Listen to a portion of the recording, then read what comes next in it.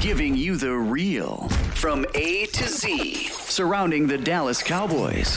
News, updates, rumors, transactions, takes, and more. So strap up, Cowboys Nation, and start your day off with A to Z Sports. Live with Will Steele. 3, 2, 1. Here we go.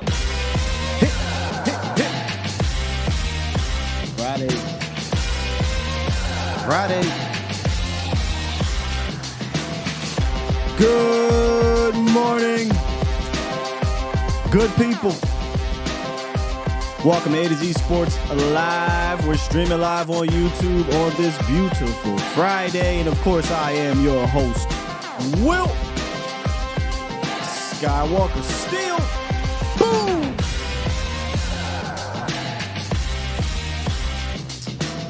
Coming up today, thanks to some discourse, right? I noticed it here on YouTube. I noticed it on Twitter. And I wanted to open up the discussion on the show. I really had no intentions on talking about the running back free agent market today, but I was seeing you guys, not you guys that are here, because y'all weren't the ones on Twitter and in the chat comment section talking about this. I said, let me open this thing up. Let's talk about this running back free agent market today. It's not quite a free agency primer. It's going to feel like it a little bit. But usually with our primer shows, we talk about Catboy criteria. We're really not going to talk about that today. I'll have my reasonings later on in the show, but we're going to take a thorough look at this running back market and see if the Cowboys will be interested in some of these top names. And I'll have my reasonings to why they may and why they may not. And we'll talk about that with y'all, man. 351-999-3787. Before we get into that, we'll jump into the roundup. We still are keeping our ears to the ground on this coaching cycle. And then today is Friday. We usually do it Thursday, but we got our guy Patrick No-C Walker coming through.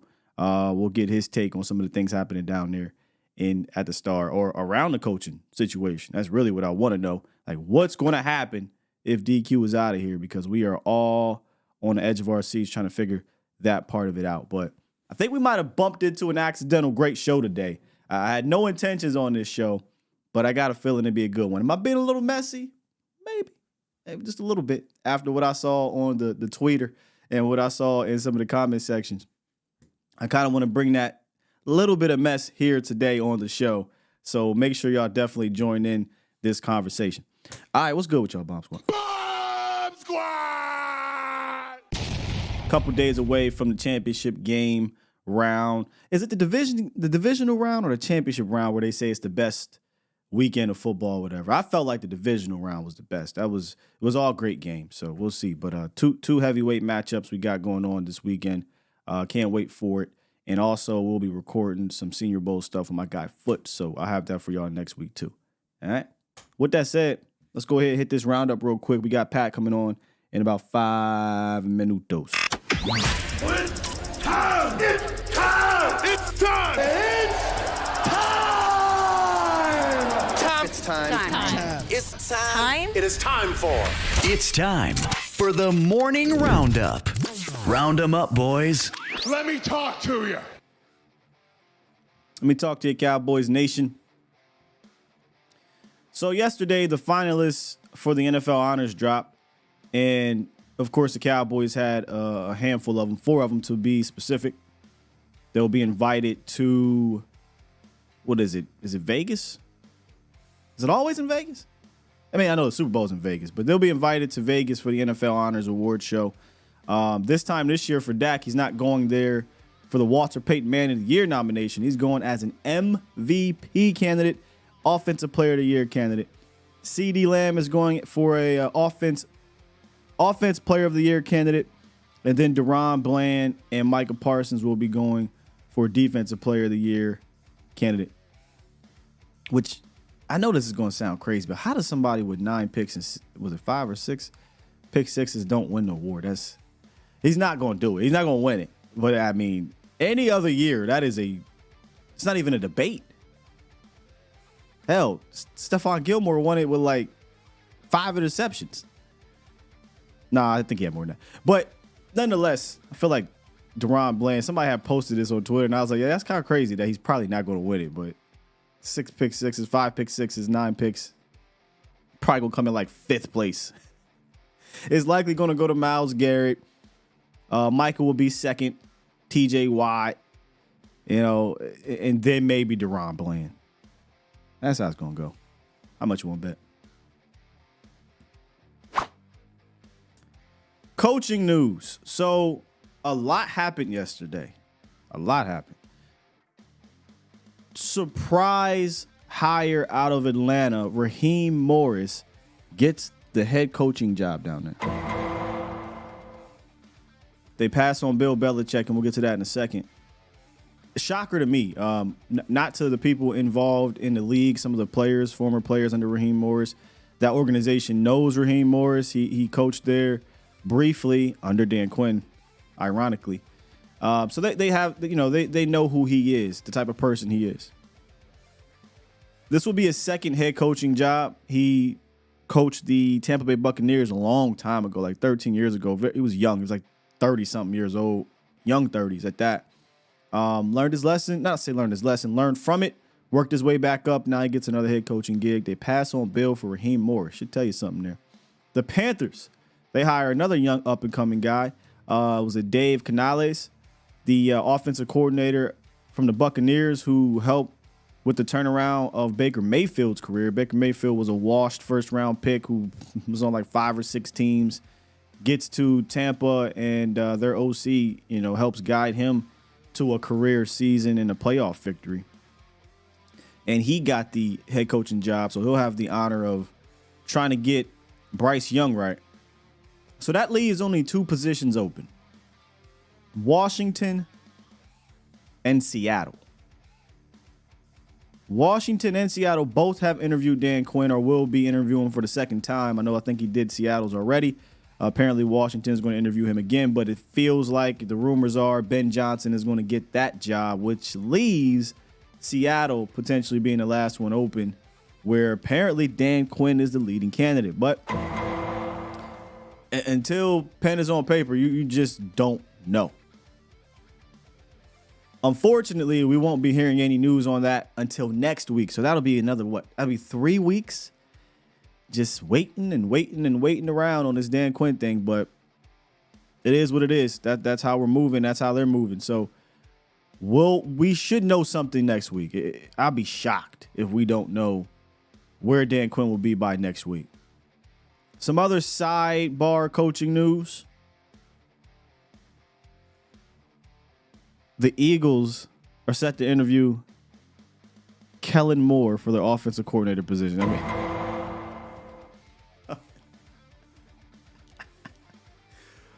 So look, we know Kellen's offense, right? I'm not saying I don't know Jalen Hurts personally. But boy, you can't be no one read quarterback with that offense. If Kellen Moore is truly going to be their offensive coordinator, Jalen Hurts needs to go to Tom House, Mike Martz, John Kitna, hell, Tom Brady. He need to go somewhere to learn how to read consistently a little bit more. Now, look, this could be because of the coordinators he was under. I don't know, man. Ain't my problem. But all I'm saying is, if he's going to continue to be that one read quarterback, I hope they hire Kellen Moore. Oh, I hope they hired Kellen Moore. Nonetheless, man, Bill Belichick also is looking like, according to reports, he's going to be on the outs for 2024. And no, Cowboys Nation, because I know y'all going to start asking these questions. Well, you think he'll be the defensive coordinator here if Dan Quinn leaves? No, I don't think he's going to work under Mike McCarthy in the lame duck season. I can't see that happening. Not at all. He'd likely just sit out 2024 and then return to coaching if he wants to in 2025. So I don't think that's going to happen. Not that tall. But let's ask our guy Patrick No C Walker of DallasCowboys.com on Scientific Method.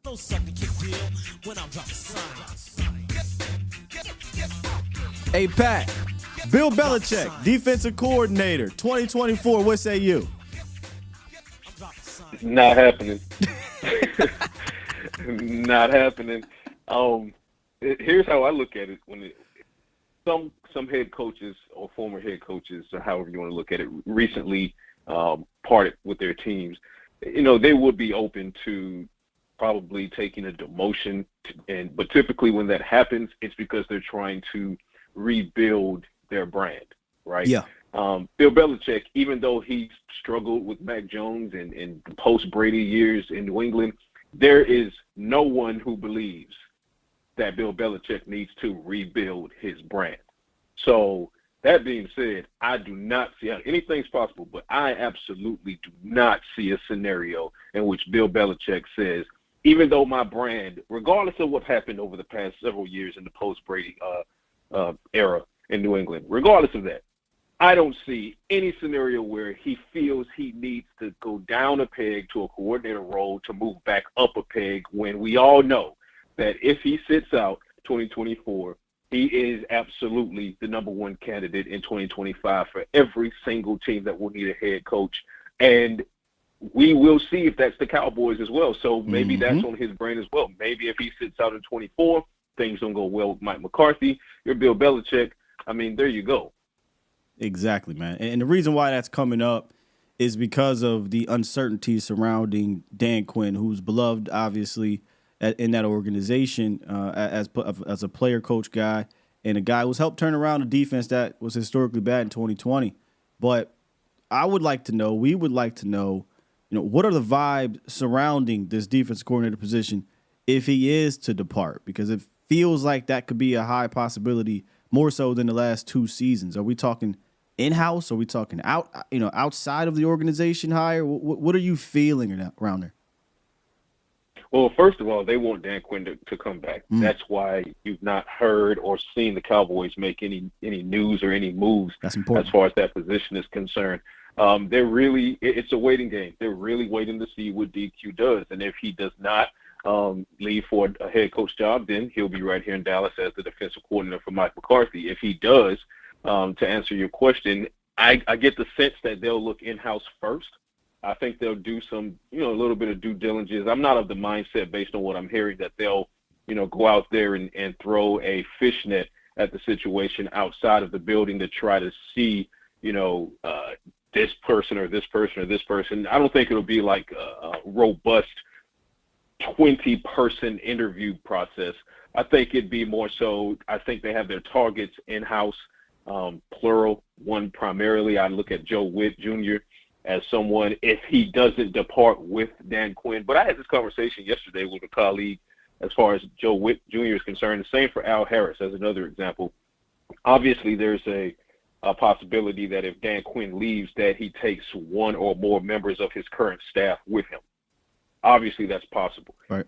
So you might see someone like Al Harris go wherever he's going, especially if it's somewhere like the Seattle Seahawks. Maybe not so much the Washington Commanders, but the Seattle Seahawks, they have a very good secondary that a guy like Al Harris would thrive in as well.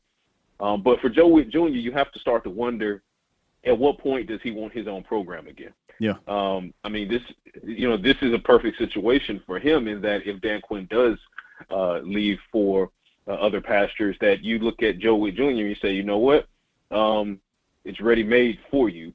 Now, the question would then become, who would Joe Witt Jr. be up against as far as outside candidates are concerned? But if you guys, ladies and gentlemen, if you're following the news and the hiring process that's been going on around the NFL, not a ton that are still left for possible defensive coordinator additions to the Dallas Cowboys. And then keep in mind, if it's a lateral move, that request has to be approved by the team, the incumbent team. So some logistics there as well. But the longer it takes DQ to make the decision, the more likely it is that if he decides to leave, that it is going to be an in-house hire, just by virtue of, one, you have some capable candidates in-house, Joe Witt Jr., Al Harris, but you're also kind of putting yourself on the back end of the hiring cycle as far as outside the building potential ads. So there we are with that. Man, that's exactly how I was feeling, because if they really truly wanted somebody outside the organization, I think they would have had to make that move on Dan Quinn in the sense of 100%. I know they don't want to use the term fire because they just don't do that often there, but they would have had to fire Dan Quinn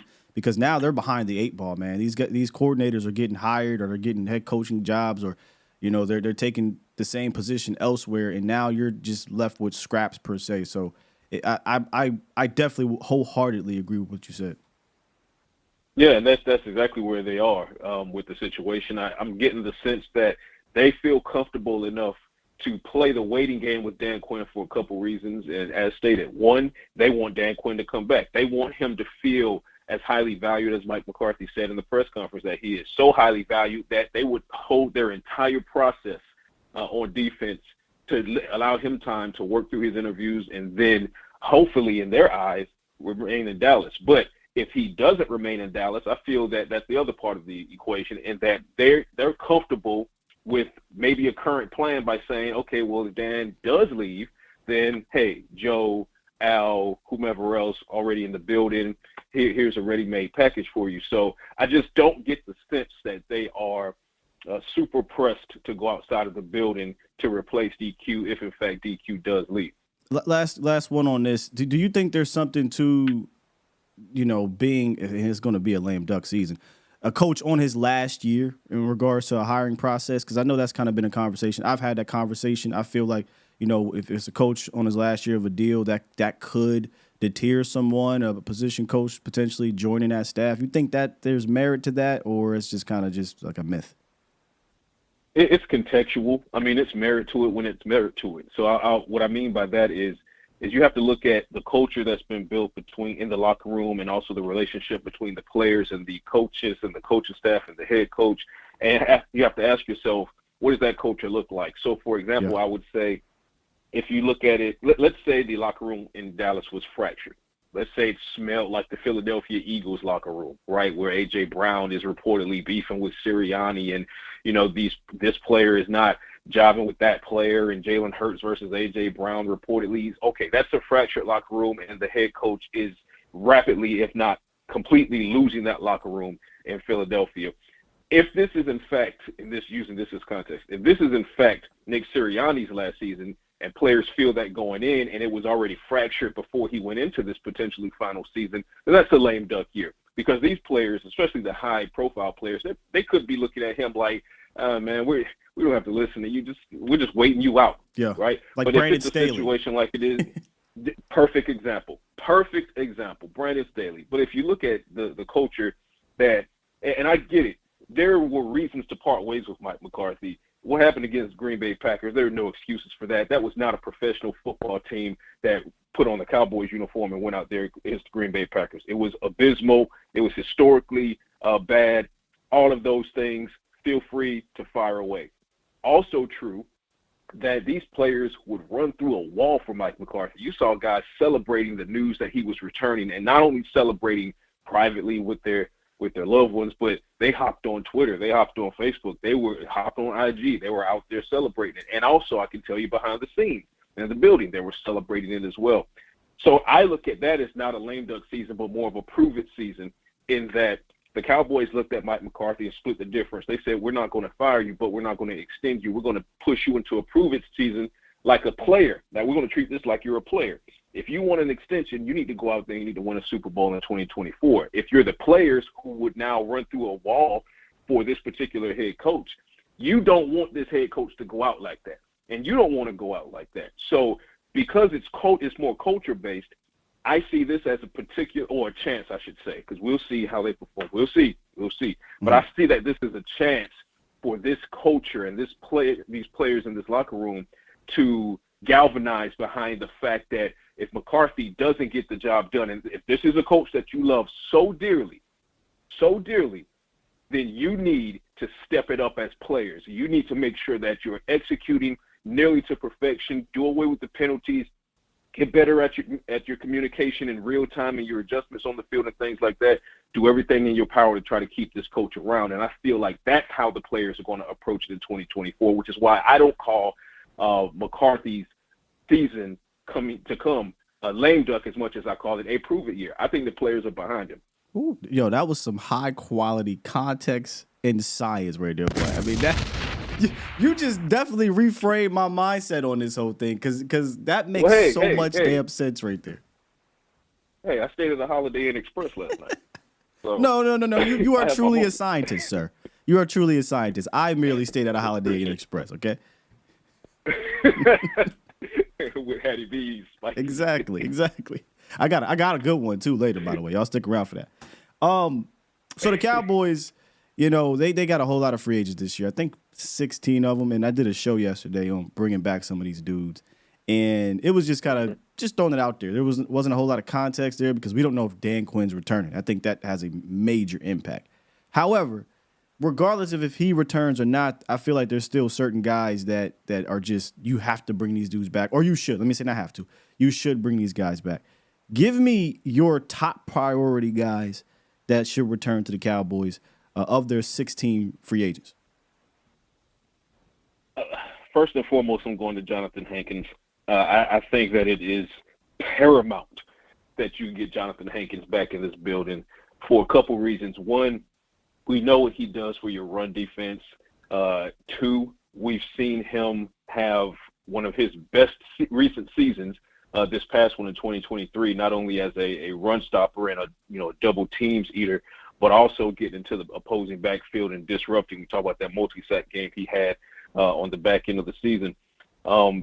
The other part of that is Mozzie's not ready, and I don't know what you're doing with Mozzie yet. Yeah. And because I don't know what you're doing with Mozzie yet, with this weight reduction, is he a 3T? Is he a 1T? Right now he's not a 1-tech, not with that weight, but need to see what's going on there in year two. Too much flux in that situation. So you got to get Jonathan Hankins back. For me, that's a no-brainer. Stephon Gilmore, definitely want Steph back. I would have preferred that they did not play what turned out to be a 40% Stephon Gilmore with the torn labrum. I would have preferred a 100% Israel Mukuamu or 100% Deshaun Wright in the game of that magnitude. But don't get me started. Stephon Gilmore had a very, very strong season. Unfortunately, we did not get to see the Gilmore-Diggs combo. I would still love to see that, but now it would be the Gilmore-Diggs-Bland trio, which would be absolutely fantastic. To that point, I want Jordan Lewis back in the building. He is now back at top form. He was mostly a dog in those past several regular season games, the last few regular season games, forcing takeaways, helping a run defense. Guess what? You need help with your run defense. So shouldn't let guys who are good in defending the run and covering and taking the ball away out of the building. Maybe Bland goes back to nickel, but then you need Jordan Lewis as both health insurance against injury and rotational duties. And from there, I want to see a guy like Dorrance Armstrong. I think he is perennially underrated by Cowboys fans and some in Cowboys media. I don't think people understand just how impactful he can be. And it just kind of goes from there. I'd like to see another year from Dante Fowler. I want Sam Williams unleashed. I did last year, but I don't know that I'm ready yet. I might have to take a step back on that, not because of the skill set. Sam Williams is a beast skill-wise, but mentally he has to learn how to do away with the penalties. So I feel like if you massively increase his snap count, you're massively increasing the possibility of him getting penalties that extend the opposition's drives and put points on the board for them. So careful with that. So those are some of the top ones. This running back room is going to look different. Love Rico. Really like what Tony did. I would prefer that if you keep Tony, you're going to have to get an alpha in here. I think Tony Pollard is a phenomenal RB2. As RB1, you saw what you get there. Capable, but not explosive. Rico, wonderful RB2. Is he RB1? I don't know that that's true. So, and then the question comes, what do you do with Tyron Smith? Yeah. That's one big that looms. I'd get him back on a 1-year deal, which allows you to approach the situation in the draft and develop guys like Austin Richards behind him, see if Matt Waletzko can remain healthy, and then, address that situation in 2025 as far as his future. But I would get Tyron Smith back on at least a 1-year deal and let this be his swan song. No Trent C? No, I'm just playing with you, bro. You say prioritize. I know, I'm brother. You don't want me to go down and break it down into quarters, right? First quarter, second quarter. We ain't got enough time for that much time. Right? Yeah, gotta love Trent, man. Much love for Trent. You didn't hear Trent's name called at all, which means he did his job. He did his job, and he was killing it on social media, man. He was killing it. Exactly. Did his job. Much love, Trent. Keep it up. Hopefully you come back, because long snappers they don't get the love, man. They don't get the love, especially from my brother KD Drummond. I see you, bro.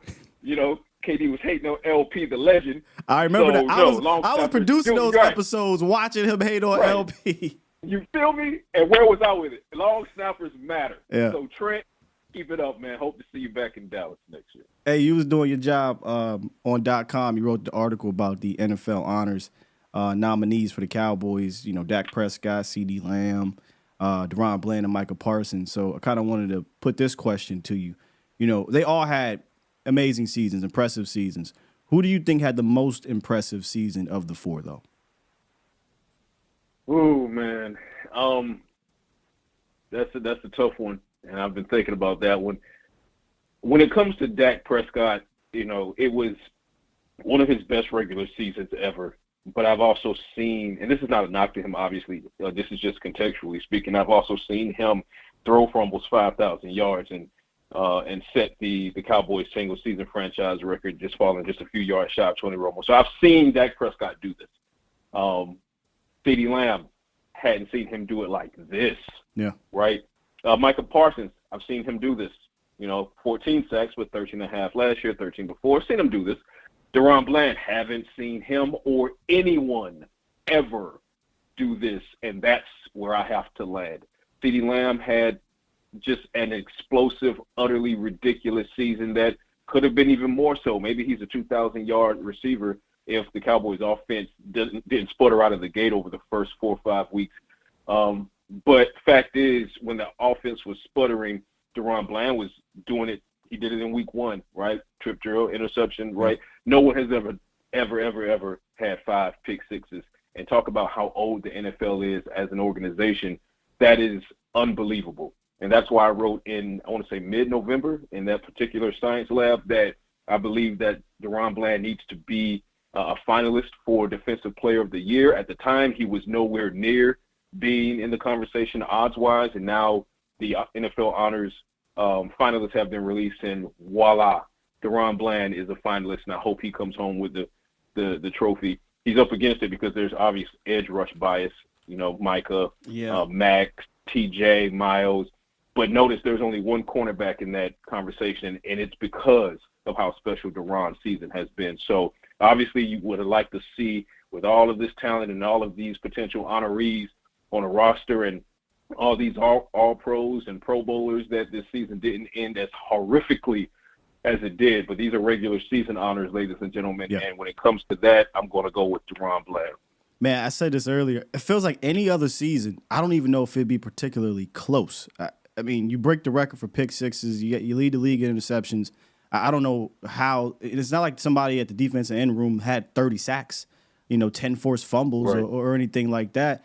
We watched Stephon Gilmore win Defensive Player of the Year, and he had like half the interceptions and half the pick sixes. His numbers weren't even comparable to what DeRon did. So, to that point, Stephon did it. 2019 was that? I think so. Yep. But nonetheless, Stephon did it with numbers that at the time were phenomenal.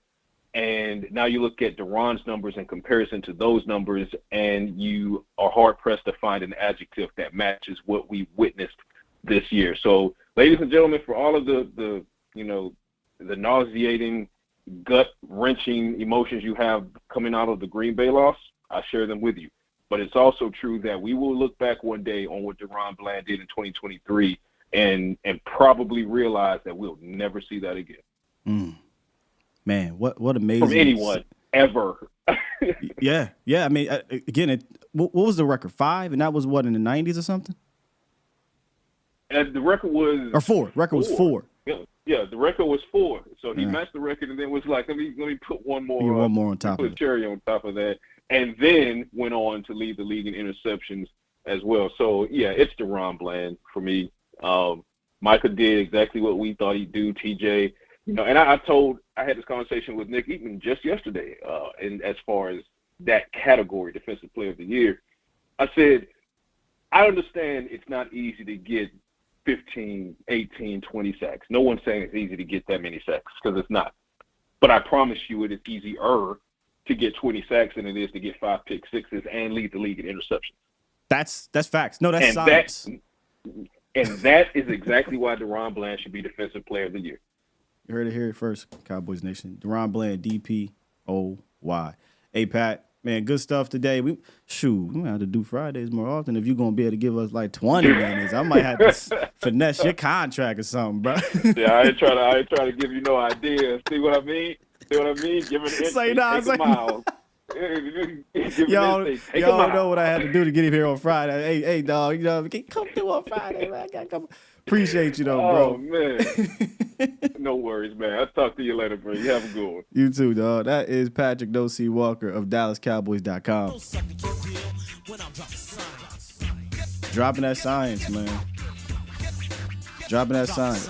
See, Thursdays, he's occupied. So we only could get him for like 15 minutes. So I said, hey, man, can I get like 20, 25 out of you on Friday, man? Talk to you a little more. Appreciate my guy doing that, man. Here's what we're going to do. We're going to turn this page a little bit. What you say now? Definitely was a... What'd you say now, Chuck? It's definitely one of them, man. It's definitely one of them.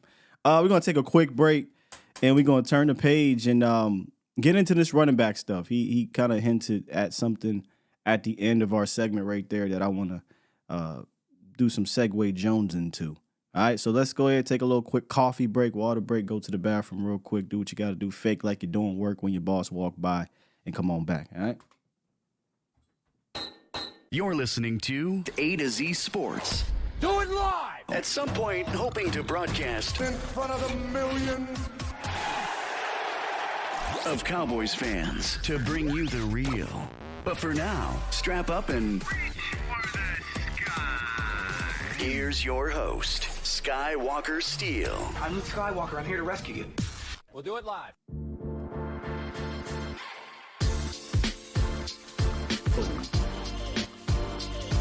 What's good, Cowboys Nation? Or should I say Bomb Squad? What's good? Bomb Squad. Wow. Shit, I wish A had. I wish, big dog. Trust and believe me.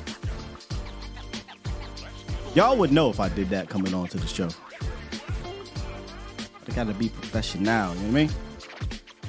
So, one of the questions that I asked him was, now I ask you guys this. Who was the most impressive of the 4 NFL honors invitees? Or, guys that are going to is it Vegas, wherever it is? Dak Prescott, you had CeeDee Lamb, you have DaRon Bland, Michael Parsons. I can't argue against DaRon Bland. Not at all. But if you wanted to argue Dak, I think the context you would have to add is that he pretty much did this without a running game. That's the context you got to add to it. And the numbers led the league in touchdowns or whatnot, top 5 or whatever in a lot of categories, second team All-Pro, all that stuff. Could have been even crazier, equivalent of 2 games he sat, fourth quarters or whatever it is. So it could have been even crazier, but there was no need to. It was just quite literally be stat padding. You know how they like to pretend that he stat pads, but that would quite literally be stat padding. And the reason why I bring that up is because we're talking about the running back free agent market, and Pat brought up how, in all likelihood, this will look like a new room, and I think it should be. It should look like a new room, 100%. And that leads me into this. Miami Beats hot take. Might be mild, whatever. But when you really dive deep into it, given what the Cowboys do, I think it's pretty hot because we don't normally do anything like this. But my hot take after thinking about this, and I'll give my reasonings, I think the Dallas Cowboys will make a splash in the running back free agent market. And here's why I think it could happen. Number one, Dallas tends to be reactive as opposed to proactive. We understand that. This is a team that in 2022 knew it needed wide receiver help, knew it needed cornerback help, and waited till after the season to get it. 2023, even before the season, they knew they needed running back help. During the season, injuries happened to the position, knew you needed running back help, still didn't do it. So I feel like they're going to take a reactive approach like they normally do, and they'll make a splash.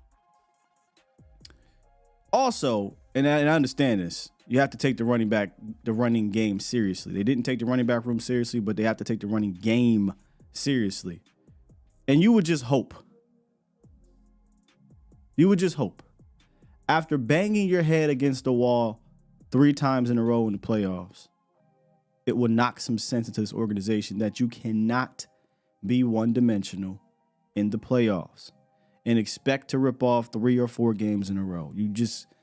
That is just the opposite of playoff football. Now, that also entails being better with the plan, being better blocking. So if I'm going to talk about the run game improving, that definitely means it's going to go beyond the who, but also the how. So I do think they will be reactive to that as well, whether that be completely revamping, how they run the rock. And I think that's something that should happen 100%. Number 3, and maybe the most important one here. The running back market right now is ripe to add a quality guy at a solid market value, because that running back market has essentially crashed, and it crashed last year. And if you really think about it, the Cowboys got caught. They got caught on the wrong side of that because of the franchise tag, where you had Tony Pollard essentially making in 1 year more than any of the guys that signed big contracts at the running back position. But you had a handful of guys last year play on the tag because nobody wanted to extend any of these. Not just the tag, by the way. Play on the tag and play on the last years of their deal because they know what's going on in the running back market. Again, the league, I think, values the running game. I don't think they value one particular player as much anymore, unless you're like a Christian McCaffrey type who is an elite dual threat guy. Like, I feel like you have to be an elite dual threat guy. But with all the guys playing on one tag last year, with all the guys playing on a 1-year deal last year, and then in 2023, seeing that for the first time in the last 10 years, and it could go back further than this. I didn't go back further, but this is the first time in the last decade that there's only been one running back eclipse more than 1,200 yards on the ground. I can't see the running back market going up. I don't care how big the name is. You could argue it might go down, but it damn sure is not going up. I don't care if you're a Derrick Henry, a Saquon Barkley, or Josh Jacobs. I think those guys will not be getting $17 million a year, $15 million. I cannot see it. And then when you really go and you dig at those guys, you got age and mileage with one, you got injury history with the other, you've got a guy who had a down year. I don't see any of these backs demanding high money. So if the position is ripe from a market standpoint, Dallas is in the need for the position. Would not shock me if they made a splash. In fact, I think they will make a splash in free agency. Now, it may not be the biggest names. We're going to go through some of them here. But I do think it will 100% happen. And then they can still draft one. Y'all know how I feel about this situation. Sign a veteran, draft a running back. I'm taking the Detroit Lions model of things. So I think it's a perfect time. They may have fallen into the perfect timeline to sign a high-quality guy that's not going to break the bank for you. Also, even if you have a threshold, right, like $10 million, say your threshold, we're really in like a 1-year plan right now, right? 1 year. You got like 1 year, maybe 2, but you got like 1 year before a head coach may be out. I don't know. We'll see what they do with Dak and the extension. We'll see what they do with some of these guys on the offensive line. We'll see what they do with some of the other high-quality dudes. But you really got 1 year. Who cares if it costs you $7, $8, $9 million, if that guy is going to help you change how they view this run game. So that's my hot take, Cowboys Nation. Where you at, man? It's my hot take brought to you by Hattie B's Hot Chicken. Y'all let me know. We're going to dive into this thing a little bit more. Get out of there. Get out of there. Phone line 351-999-3787. We're going to jump into looking at this running back market here. And I want to tell y'all why or how this came up. Shouts out to, who was it? E-Dub? Yeah, E-Double. In our mailbag segment. I opened up the mailbag and E-Dub asked this question right here. He said, does anyone think the Cowboys should aggressively go after Derrick Henry in the offseason, right? And people was just, it was back and forth. It was strong opinions on both sides of it. And I'm like, oh, I didn't realize it was this much discourse for Derrick Henry as a free agent, right? And so is it the same way, here? Is it the same way there? I'm like, okay, there's a lot of takes on this Derrick Henry thing. And I wondered, is it the same for Saquon Barkley? Is it the same for Josh Jacobs? Is it the same for all these other running backs? So I said, let me bring this mess to the chat. But in all seriousness, though, I do want to explore this market with y'all and see where you guys stand on this.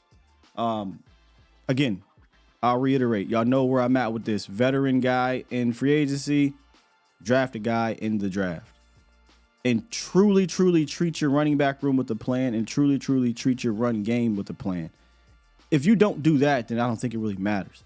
You absolutely have to have a plan for how you do this thing. But let's take a look real quick. We're going to use PFF. We're going to use PFF, and I'm going to also use Spotrac in regards to the projected contracts, et cetera, or the market value or whatnot. And we're just going to have conversations. We're going to talk about this thing. So PFF, they have them ranked. I don't really care about the ranking. We're just kind of going to go down this list. Saquon Barkley. That's their number one guy. He has the age on his side. He has the skill, low injury prone type, but up and down rookie contract with the Giants. I would imagine a lot of people's arguments to go with Saquon would be because he's younger. They're projecting him here at 2 years, 11 million average, 15 guaranteed. So, and I believe on Spotrac, he's projected at like 6.6. So I'd imagine this is going to fall under 10. I usually tend to lean towards Spotrac a little more. But let's just say between 6 and 10. Would you sign Saquon Barkley? And again, we're not even doing details, but I'll try to just I'll play around with it. Would you sign Saquon Barkley between 6 and 10? And it's only 2 years. That means you probably have an ability to get out of it the next year. 15 million guaranteed. Would you do this? 2 years between 6 and 10. 15 million guaranteed, Cowboys. I feel like you can get them for lower. Yeah.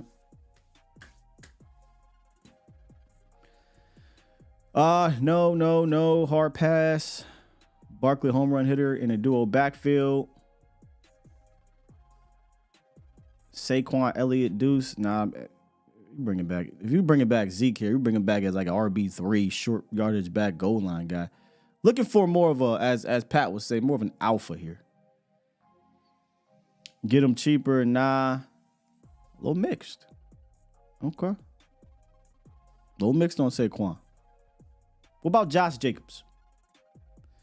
They got Josh Jacobs here, 3 years, 11.5 million on average. And they got him 21 million guaranteed, 34 million total. So Jacobs, I think, is even younger than Saquon.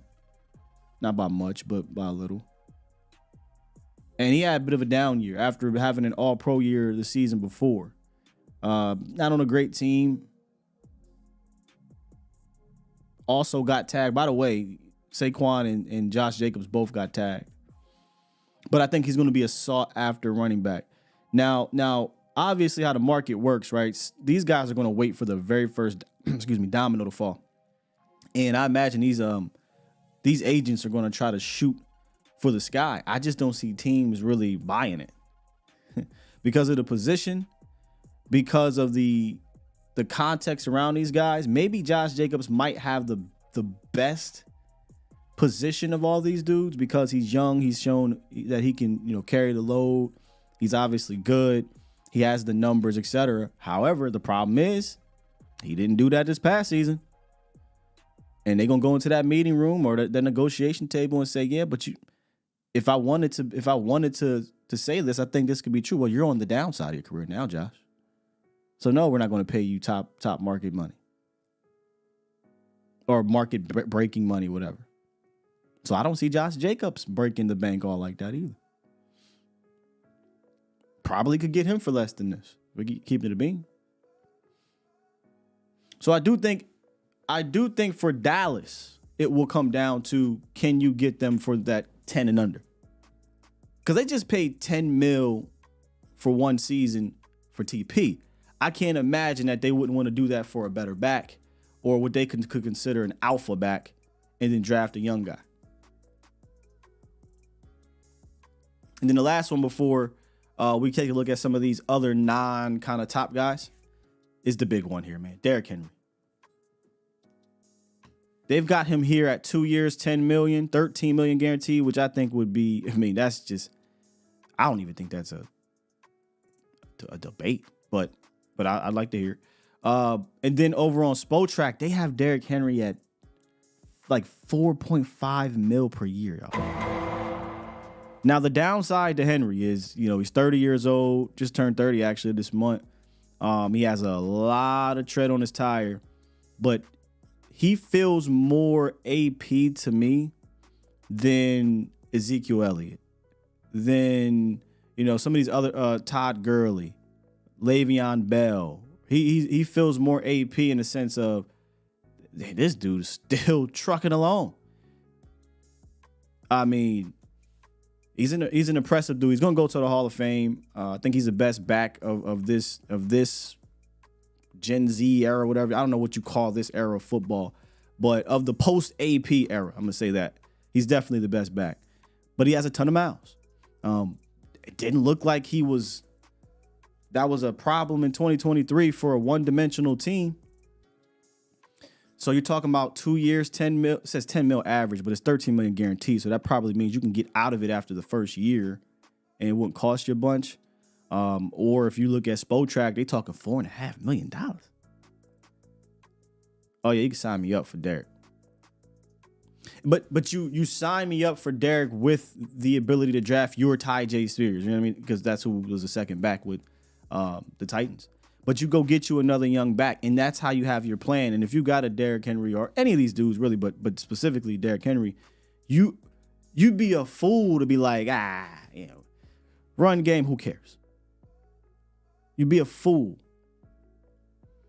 And the advantage all these dudes would have on the Cowboys that they didn't have for their other respective teams is, number one, they'll have one of the best quarterbacks under center. Number two, they'll have one of the best passing attacks under center. So if teams elect to play the pass first, these guys would have the benefit of light boxes. These guys would have the benefit of running over these corners and whatnot, or a linebacker would have you if it's only 6 or 7 in the box. But that has to come with a plan. I'm gonna keep saying it because I don't want us to forget that. You sign any of these dudes and you just gonna run shotgun A gap, and we're not gonna change our plan. We're not gonna have a better run process. I don't particularly think it'll matter. But yes, talent-wise, you'll get an upgrade in the alpha department, but you still need to make sure that your plan is solid. But Henry at $4.5 million or on this contract, again, I say, if you're looking in this as a 1-year thing, 2-year thing, I don't really think you care about the second season. and I'll keep going back to this. You can't keep doing this.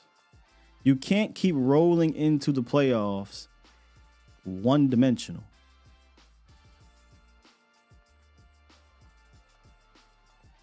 And my fear is if the Cowboys solely rely on a young buck, and there's some good ones. Now this is more of a down year from an NFL draft standpoint for running backs, but like I said before, you're going to find somebody day 2, day 3, and they're going to be a quality guy. That's just how it always works. But my fear is if they go strictly rookie running back and jag running back, they'll once again not take it seriously. That is my fear. Not gonna lie to y'all. My fear is not the money. Nah, I don't think anybody's breaking the bank. I could be completely wrong here. We can come back March 17th. Derrick Henry signs a $75 million contract. You know what I mean? Saquon Barkley, Josh Jacobs getting $30 million guaranteed. I could be wrong there. But I'm pretty confident that none of these dudes are breaking the bank. And all of these dudes are really good. So if I get a really good dude, not going to break the bank, and then pair him with a young buck, I feel like you have to take it serious now. You get it, Derrick Henry or Josh or Saquon, particularly Derrick, though. You have to take this seriously. And I do think he's the best of the bunch. Derrick Henry, that is. I mean, the dude's a freak. 250, size, speed, break tackles, power guy, can throw the rock. He can do everything you want him to do. But if you got a plan, just have a plan. That's really, for real, offensively, even if these dudes decide to do stupid shit again in regards to being stagnant, which I hope not, please don't, at least you can say, all right, man, let me turn around and productively hand the ball off to Derrick Henry and those boys, but specifically Derrick Henry. If you said, well, Sky, we're going to come back with the same passing attack with some tweaks, they're going to tweak it, but we improve our running attack and Henry's in the backfield, I do think that affords you to go further in the playoffs. How further, that's to be decided, but I think you go further than the goddamn wild card round. So I'd be very interested in the Cowboys attacking one of these, specifically Derrick, if it's going to cost you $4.5 million. I mean, this is what Spotrac got him as. Not even for. Hey, this is. Are you kidding me? You paid $10 million for TP. Yeah. This is easy money right here. Easy money right here. And then draft your guy. I mean, wherever the hell you want to get the guy at. Probably going to be second day. Ain't going to be round 1. All this easy money all day and tomorrow. This is, I find this hard to believe, but then again, it's the running back market.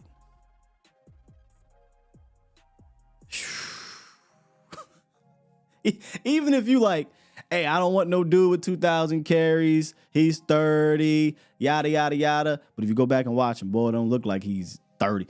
But for 4.3, what? Stop playing with me, dog. They paid 4.3 to Keanu Neal. J-Ron Curse. 10 million to TP. Franchise tag a goddamn tight end. But we out on 4.3 to Derrick Henry? Miss me with that. 501. What you got for us today? Hello? Yes, sir. You are live. Oh, what's going on, Scott, man? I'm just chiming in on the running back conversation, man. First time caller here. I appreciate the call, out of man. Arkansas. No, man, no problem. I didn't hear you get into, I just joined in, so I didn't really hear you get into any of the unknown names, but Not yet. man, you know, going down the line, man, to Josh Jacobs, man, as an Arkansas guy, give me D-Mac vibes, man. I don't know if I want to beat that tire one more time. You know what I'm saying? Ooh, so D-Mac. I think I might be. Now, I might be out on the Josh Jacobs. I mean, D-Mac did come give us a 1,000-yard season, but he didn't get into the end zone too many times. You know what I'm saying? But Saquon Barkley. Okay. Go ahead. No, I was saying you said D-Mac vibes. So if I remember correctly, when we signed D-Mac, man, he was big-time injury-prone guy. One of my favorite running backs, by the way. You said you from Arkansas. I mean, that backfield y'all had down there with Hillis, D-Mac, Jones. Oh, my God, man. I had so much fun watching those boys. He was fun. But why does he give you D-Mac vibes? If I remember correctly, he was injury-prone dude at the time Cowboys got him. Not so much from person to person, just the organization that he come from, right? Gotcha. Okay, so out there, he's been ran to the mud. You know what I mean? Now it's like we're getting him on the back end, and are we gonna really get that level of production out of him if he were to come to us? Like you say, a lot of tread on that tire. Saquon Barkley is injury prone. We know that at this point. I mean, it ain't even really much of a discussion around that. I'm kind of all in with you on the Derrick Henry vibe, though, man. At the cost, we still got TP fairly young. I'm not completely out on TP. I think we give him a better, to your point, a plan to the running game, a scheme, some better blocking up front. I mean, I don't see how TP can't be Christian McCaffrey-esque. Don't kill me now. I'm not nowhere near saying that's who it is. Nah, bro, I can't kill you because I put him in that category last year. I said he's playing and looks like the McCaffrey, Alvin Kamara role where he can run it, big plays, and catch it, big plays. But that clearly wasn't the situation in 2023. So I'm not going to kill you if I said the same thing last year. For sure. But man, with this, man, that's really where I'm in it is Derrick Henry for sure, man. I would love to see that paired up together. Not to mention, if we finally get a competent run game, it may be enough to make Dak calm in those big game situations. Absolutely. We all see what happens. We see what happened. I'm a big Dak critic. I'm a big Dak fan at the same time. But at the same time, we have to take into the totality of the whole situation as to why that plays out. Not to derail the conversation on him at all. No. But a competent run game would definitely, I think, provide a little ease in those situations so that everything just settle down. I 100% concur, brother. I keep bringing this up because it dawned on me after this game. But, you go look at 4 of the last 5 playoff games, and the Cowboys are averaging like 3 yards per carry. That can't happen, man. Right. They're getting less than 100, not even just 100, but they're getting nothing from their run game. And you can't keep asking a quarterback game in, game out in the playoffs to just put it all on his shoulder. I don't think you can do that 3 games in a row. I mean, maybe Dan Marino, maybe John Elway in the 80s, maybe Pat. But even if you look at Pat, he's still got an efficient run game to lean on. You look at the game against the Bills and the Chiefs, they both were leaning on their run game, and those are 2 of the most talented quarterbacks in the league. So, we don't look at Dak like a Patrick Mahomes, so let's not treat him that way in the playoffs. You need to be more than one-dimensional. So I do think that'll help. Absolutely. He's not going to escape the allegations of when shit looks weird and there's no answer schematically or coaching-wise. It is what it is. He does not have an answer himself. So why not have an answer in help, if that makes sense? Like help him, help whoever your quarterback is going to be. It might not be Dak in 5 years, but whoever that dude is, if we're going to have the same mentality of, hey, we're going to roll into the playoffs, put it all on the quarterback. Good luck going 3-4 games in a row with that happening. Oh man, facts. Last minute, I'm gonna jump off here. I know you got hella calls calling in, but. Man, we got to be intentional about the run game, man. We got to be intentional about the run game from a defensive perspective and an offensive perspective, because otherwise we are just forgetting what the game of football is all about. Yeah, it's flashy. We've seen over the last 10, 15 years, the spread kind of took over, bled out of college right into the NFL. But when you go back and look at these championship teams, to your point, even though it's Pat Mahomes, he got a run game.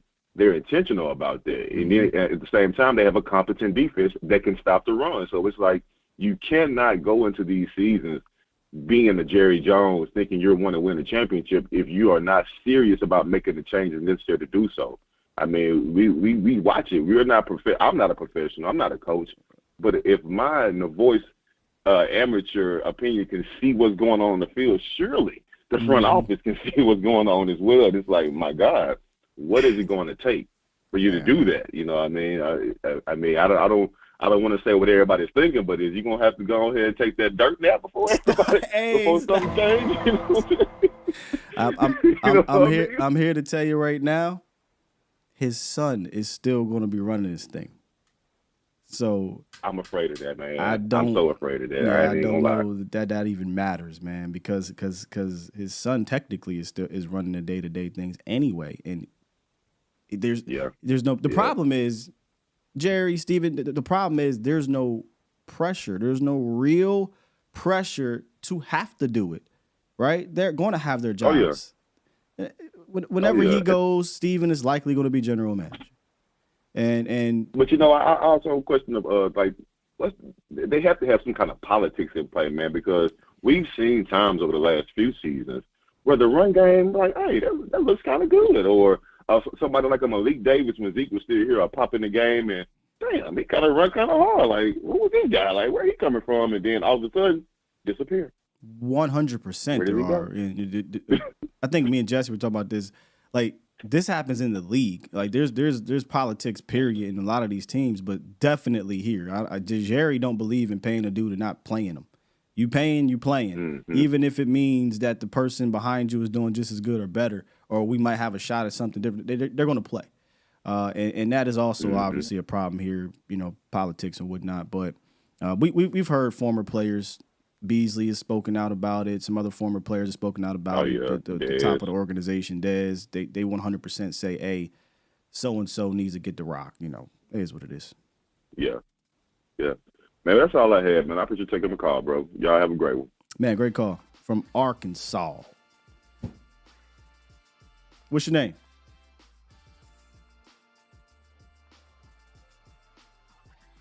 So should I put you in as Jimmy Fly? Jimmy Fly Hook'em. Hook'em, like Jimmy Fly Snook'em. I like it. Like Jimmy Fly Snook'em, but the fishing version. You a fish. Okay, but down in Arkansas, I bet. Big dog, appreciate you. No problem, man. Peace. Good one there. All right, so we got a couple more. We'll get to y'all in a second here. Get out of here. We'll get to y'all here in a second. I kind of want to review a few more of these kind of lower level dudes. We'll do the next two, and I just want to get y'all opinions on them. So for those who may have just jumped up in here, we talked about kind of the big names, the splash per se names at running back. Saquon Barkley, Josh Jacobs, Derrick Henry. I think the Cowboys could make a splash in that department. If I were to make a splash, to me, it'd be Derrick Henry, number one. I would aggressively attack. I would aggressively go after him, and I don't think it's going to cost you a lot. I think I showed this if you were late to the party. Spotrac is putting him at $4.3 million on average. The PFF is putting him at 10. I don't think it'll be this low, but I definitely don't think it'll be higher than 10. You're probably looking at a short deal, 2-year deal, maybe under 10 million. And like I said, if I'm looking at this season as a all-in 1-year type of deal, I don't care about paying $8-9 million for Derrick Henry for one season. I think he 100% can help you in that department. So, but this is laughable. I'm picking up the phone now. You know what I mean? So that's where we at. But this is where we going. These are the next two backs on the list for PFF: Austin Eckler and DeAndre Swift. Eckler is projected, which is crazy because he got the bag. I think it was somewhere around like 9 or something. Maybe I could be wrong. He got the bag. And the first thing we said when Kellen Moore went to the Chargers, well, that's a wrap for Austin Eckler. That's a wrap. My guy got 177 receptions in like 2 years or something crazy like that. I could be wrong. It could be 3 years. And when they signed Kellen Moore don't care about throwing a ball to a running back. That's Eckler is one of his biggest strengths, right? He's a scat. He's one of those scat back type dudes, a little guy. Not gonna call him a gadget, but in space, RB2 type, right? Tandem type. A lot of these guys are tandem types. But as soon as they hired Kellen Moore, it was a wrap for him, and he had one of his worst seasons as a Charger. One of his worst seasons as a Charger. He actually wanted to get traded, and I bet you I know why. The same reason why Ezekiel Elliott wanted to get paid when Kellen Moore was offensive coordinator. He saw that damn playbook and said, "Excuse me, sir. We doing what? Then get me the hell up out of here." Eckler tried to get traded, didn't happen, and now he's likely going to enter the market nerfed, for being honest. I would say a no on Eckler. I would just get a guy like him in the draft personally. If I'm going to, like I said, if I'm going to go in free agent market, I'll either want an alpha, right? Or I'd prefer a guy like DeAndre Swift over Austin Eckler. Let me tell you something about Swift. He showed me something this year. He showed me something. I wasn't familiar with that part of your game, DeAndre. Coming from Detroit, I thought DeAndre Swift was, I don't want to say scat, but RB2 slasher-ish, right? DeAndre Swift got to Philly. He was a tough dude, man. Tough runner. I mean, he still was a slasher. He still made you miss, but I don't know, I think it looked bigger. It looked bigger in the Eagle Green. I don't know what it was, man. Maybe it's the outfit. I don't know, but he looked different. He did not look like we're just going to throw you the ball at the backfield type back. He looked like a tough runner that can get downhill, that can find open space, make guys miss. I think he had a quality year, and I don't know if he's quite alpha, but he's like right below that. Like, I'd put him above Austin Eckler in the sense of if I'm going to have a lead-ish back, I'd rather have Swift as my lead-ish back over Eckler, and Eckler can be a part of my tandem. So I take Swift over Eckler, even though they have him like almost 50 spots or so above DeAndre Swift in their overall rankings. But I like what Swift did in Philly. I hate Philly, but I like what Swift did in Philly. I don't think Swift was going to come here. I don't particularly think he likes Dallas. But I'm just saying, from a running back standpoint, he could go. I think he can go somewhere, be your when I say number one, be your lead guy in a tandem. And I think he can be productive. He did it in Philly, and Philly they barely took their run game serious. Like, how you got an offensive line like that, you don't take your run game serious, but you rather run it with your quarterback? It makes no sense to me. Swift runs like Pacheco. Kinda. Yeah. Man. He kind of do remind me of that. Again, was not familiar with bruh's game.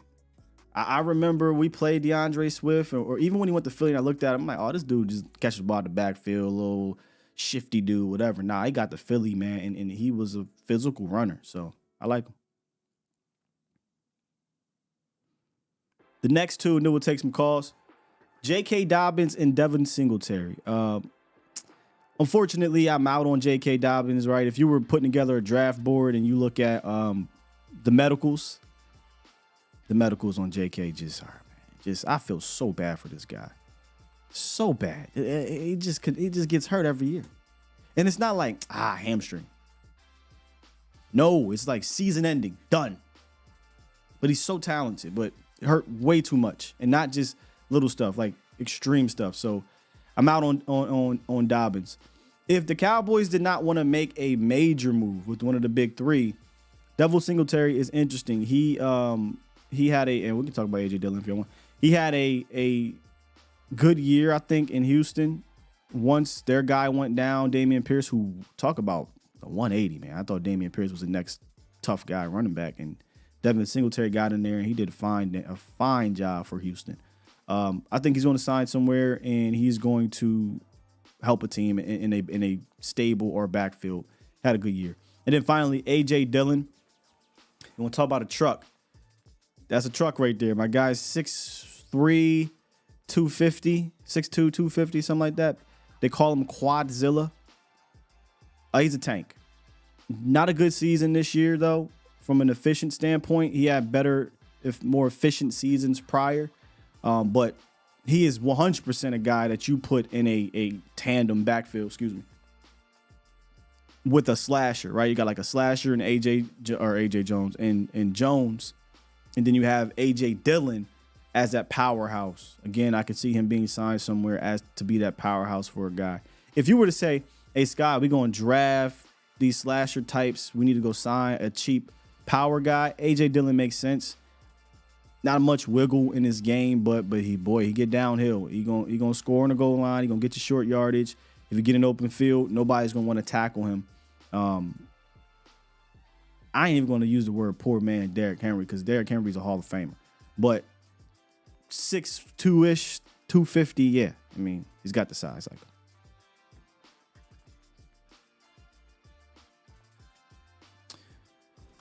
.903, you are live. Hey man, Eric, I'm that jackass that called a few months ago and said that I've seen a potential world beater coming. I look, my bad, EB, if I forgot, but you said you saw a potential world beater? Yeah, I called a couple months ago and said I see a potential world beater coming. Apparently, I was wrong on that. Oh, like we're going to be a world beater. Hey, look, man, we it is what it is, big dog. We always rooting hard for us to be world beaters. Right. Well, the first thing that I think needs to be addressed. I mean, I'm with you on getting the running backs, especially. I look at like the 07 and the 2011 New York Giants, and where they had Ahmad Bradshaw and Jacobs just killing people at the end of the season, and I just. Josh Jacobs, man, he was a scary dude to tackle. Yeah, I mean, and that's not Josh Jacobs, but Brandon Jacobs. My pop, Brandon Jacobs. Brandon Jacobs, yeah. But definitely, just those guys just running all over people at the end of the season, and I think that's the most impressive runs I've seen with those two teams, and they always got it together at the end of the season. I wouldn't mind having something like that. Yeah, man, that's what I assumed we were going to do in free agency or the draft.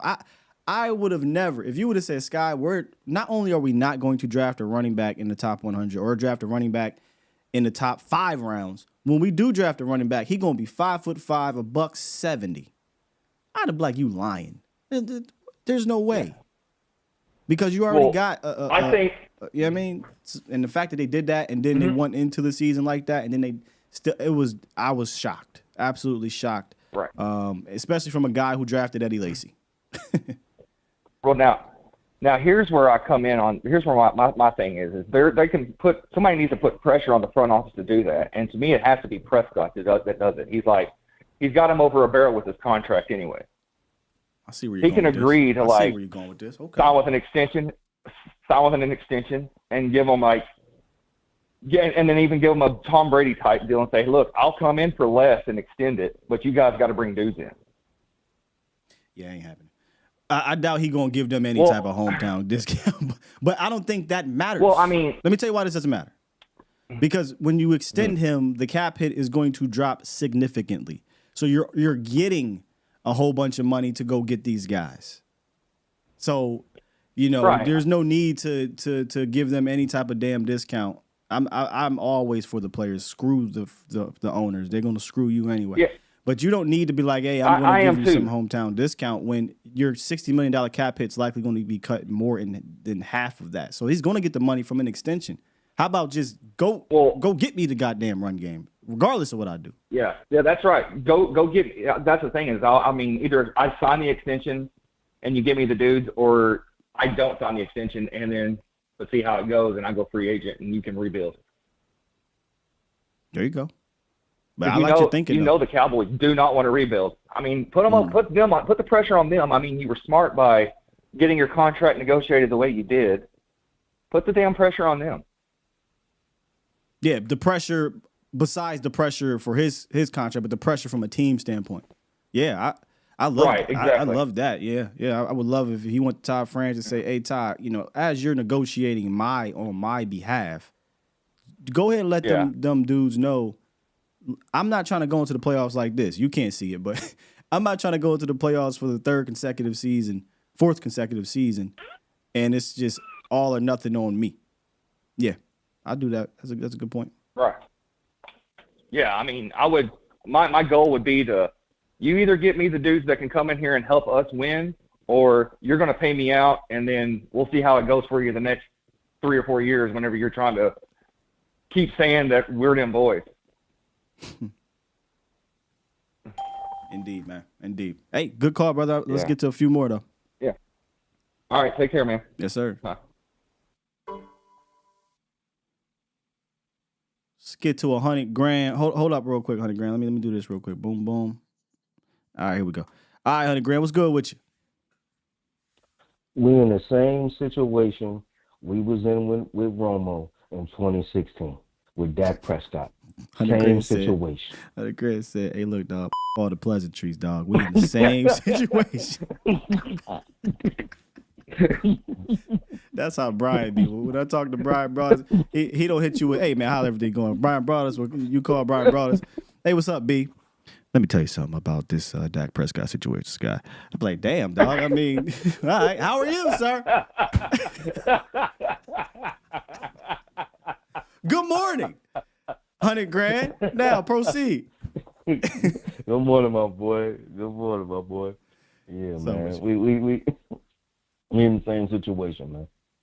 You said in 2016? In 2016, when before the season, with Tony Romo, what did we say? We need to replace the running game. Tony Romo will tear everything apart. All we got to do is get him a running game, and that's when we drafted Zeke. I see what you're saying. Yeah. Yeah, that's Prescott interesting. is in the same situation.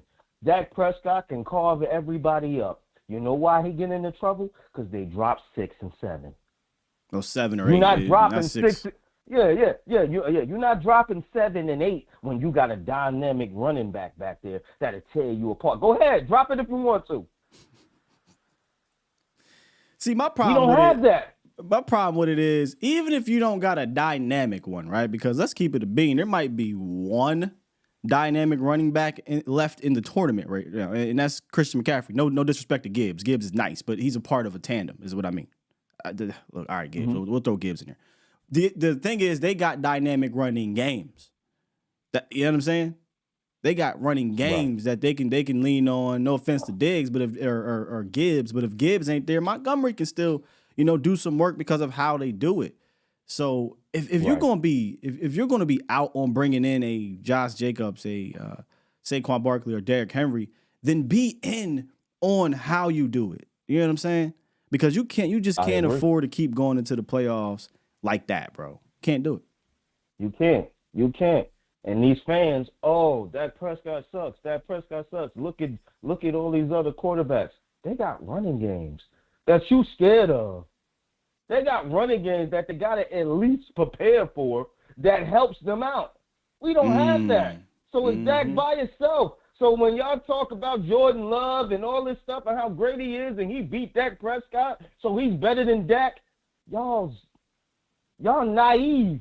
Go back and look at the game. Take Jordan Love running game out the equation and see if he win that football game. Shit, you give the us answer is no. You give us LaFleur with that little room. Shit. Yeah, it's a wrap. We winning. It's like Dak Prescott got to win these games by himself. He got to win these games by himself, and there's only so much you can do when they doubling up on everybody and they switching stuff at the snap. Go ahead and switch something out the snap, and we can just dump the ball off to a running back that can make some moves out the backfield real quick and get some yak. You're not going to do that no more. They already don't want to blitz that because he's the number 1 blitz quarterback in the league. So you got the only chance you got of beating him is dropping guys back in coverage. That's the only shot you got of beating Dak. And we don't have a running back to help him out, to take that away from running game. We got to emphasize it, bro. Running game. And the only reason why I'm doing that is right. The only reason why I'm doing that is because I feel like if we're gonna put the heat on him, we got to put the heat on correctly. We need a running game. Because I don't want to nitpick about a particular player, because that's all we're going to do is I don't agree on signing that person. But I know one thing you do agree on. We need a running game. I agree. We need a running game. I agree. You need a running game because if you got a running game, for the most part, it don't matter who you put back there. They're going to tear you apart if you got a running scheme. So that's what we need. We need to bring somebody in here that has a running scheme. Why don't they go get one of these Shanahan guys so we can take the running scheme? I don't understand here's the horse. Why we don't do that. Here's me. I'm just beating a dead horse. I just beat the dead horse on the Shanahan thing, dog. Like I don't know, man. I would have. They don't even gotta be Shanahan, right? Like, but somebody it don't gotta be him. Take somebody off his tree. Yeah, man, $100,000. I'm with you. Take somebody off his tree, promote him, and let's make things rock. Let's do that. I don't understand why they don't want to do that. I don't get it. But it's not Dak Prescott, man. We need to fix the guys around him, that running team and the offensive line. The one that cracks me up. Look, I get it. There's intrigue in Trey Lance, but let me tell y'all something right now. If y'all think Trey Lance going into the playoffs like this is the answer, we are lost. I'm not saying I don't want to see Trey Lance improve, because that helps the Cowboys out. Dak gets injured, he steps in, does well, or if he does well, you can trade him, or if he is the guy, move forward, he's the guy. But I really don't care who the hell you put back there. You have to not be one-dimensional. But I do find it comical when people be like, Trey Lance is the answer. It's like, Jesus, guys, what are we doing? Scott, Trey Lance is unproven. Trey Lance have not seen the defenses that Dak Prescott has. So he's got to improve. I don't want to see you coming on here. Ain't even about it. I want to see Trey Lance improve. I want to see Trey Lance improve throwing the ball up the seam. I want to see Trey Lance improve with his throwing past the numbers. And I want to see Trey Lance improve against the blitz. That's what you're going to be coming up here saying year after year after year. That takes years of stuff. Right now, this is all jokes aside. What he's this season has literally had to work on, and this is partially San Francisco's fault, partially whoever was in his circle. He quite literally is learning how to do handoffs under the center. He's literally learning how to go through basic progressions in an NFL offense, right? And doing that at a good. He's literally learning footwork. That's what he did this year. That's what he did. Now he had the ability to do it without bullets flying at him. So you hope that work that he's putting in helps next year, and we'll see what happens in the preseason. But all jokes aside, those are some of the things he was working on, and as our answer. Yeah, I ain't ready to go that far just yet. No, sir. He's gonna get destroyed, and on top of that, there's no running. We don't have a running game, so it's gonna be one-dimensional. Running. Y'all want a one-dimensional Trey? There's no running scheme, so we're gonna be the same way. We're gonna be the same way, and the same fans gonna be like, man, I wish we had Dak Prescott back, man. Trey Lance is trash. We are not gonna compare Jordan Love to Trey Lance. Jordan Love. No, we're not gonna do that. Jordan Love sat behind for 3 years. He got to learn, and he was in an actual NFL offense. Trey Lance was in a scheme. It's a two different things. Hold up. Not only did he sit behind him for 3 years, he actually played a shit ton of quarterback in college and in high school. Trey Lance, between high school, college, and the pros, has less pass attempts at the quarterback position than just about any starting quarterback this season.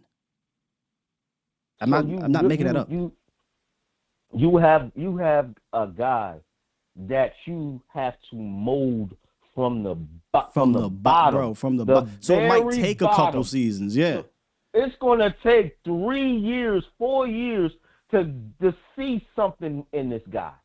And come on, man, that's what you guys got to understand. Like, he ain't coming out the gate ready. Let's go. We ready to rock. No. He got to learn everything from scratch.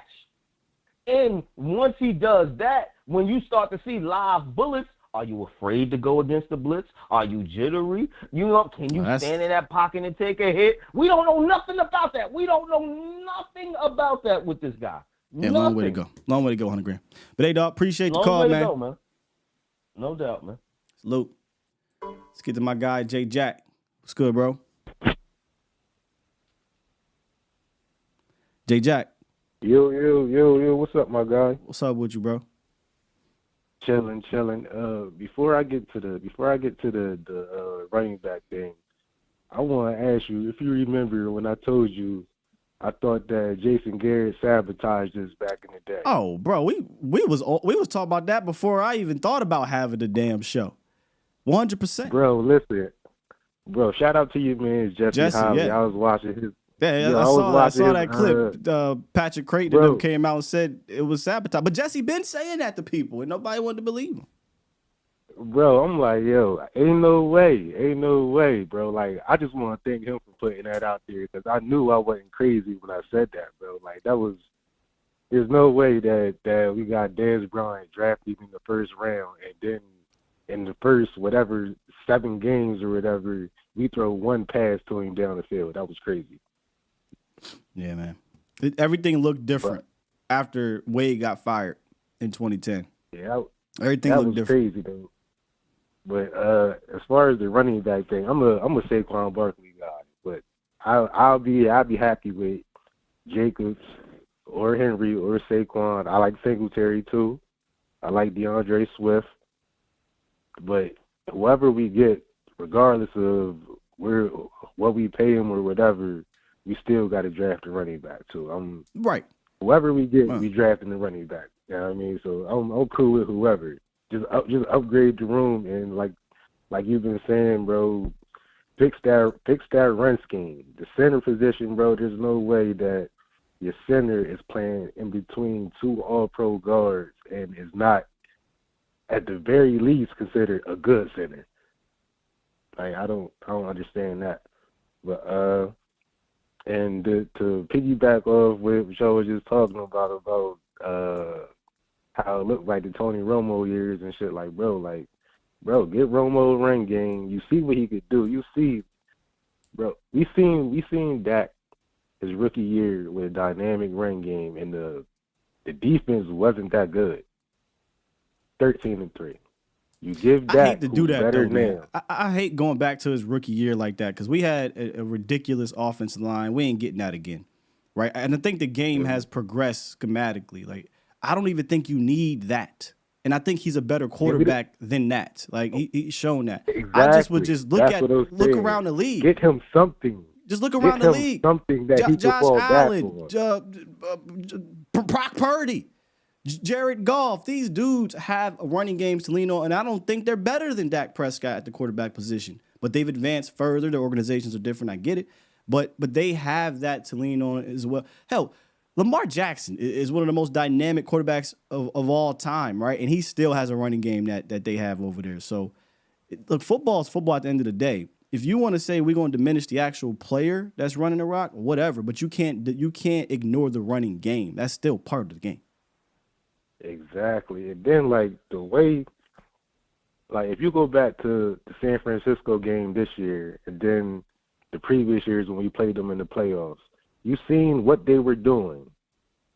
And we didn't incorporate none of that into our scheme at all. Like, yo, that worked right there. Like, why not? Like you say, it's a copycat league. Why not? You seen what they're doing. And then when it comes to the we stole some shit. Like, that's what's crazy. We stole the pop motion.